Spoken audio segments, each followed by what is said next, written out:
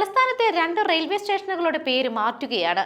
Nemom, Kochuveli railway സ്റ്റേഷനുകളുടെ പേര് മാറ്റാനുള്ള സംസ്ഥാന സർക്കാരിന്റെ ശുപാർശ കേന്ദ്രം അംഗീകരിച്ചിരിക്കുകയാണ്. കേന്ദ്ര ആഭ്യന്തര മന്ത്രാലയത്തിന്റെ കത്ത് മാധ്യമങ്ങൾക്ക് ലഭിച്ചു.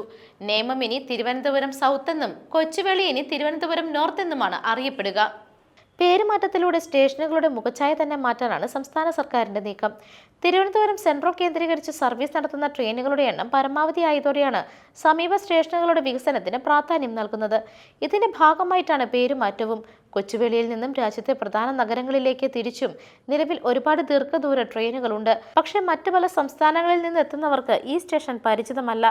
നേമത്തു നിന്നും കൊച്ചുവേളിയിൽ നിന്നും തിരുവനന്തപുരം സെൻട്രലിലേക്ക് വെറും 9 കിലോമീറ്റർ ദൂരം മാത്രമാണെങ്കിലും ഭൂരിഭാഗം പേരും ആശ്രയിക്കുന്നത് സെൻട്രൽ സ്റ്റേഷനെയാണ്.